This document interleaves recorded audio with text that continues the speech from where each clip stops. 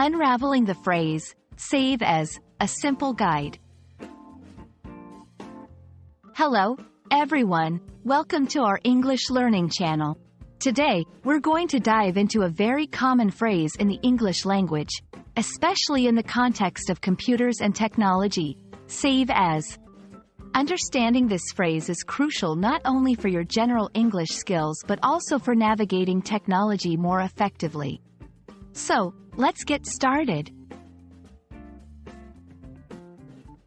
Save as is a term you'll often encounter when using computers or digital devices. At its core, the phrase instructs the computer to save a file with a specific name and location. Unlike the simple save command, which updates an existing file, save as creates a new file or allows you to save the existing file in a new format or location.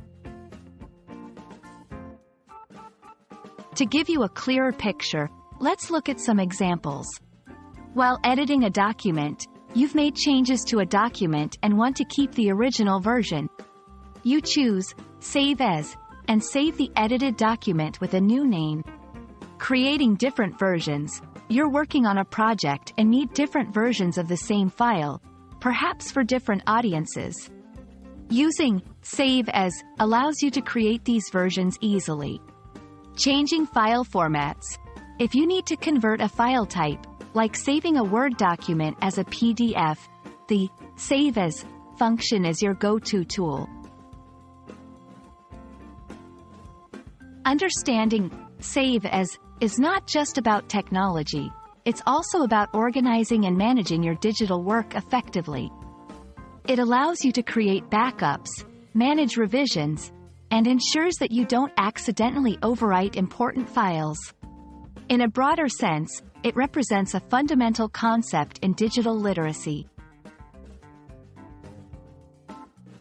And that's a wrap on the phrase, save as.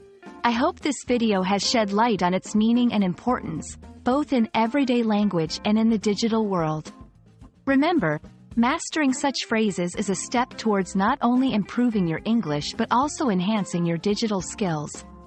Thank you for watching, and see you in our next lesson.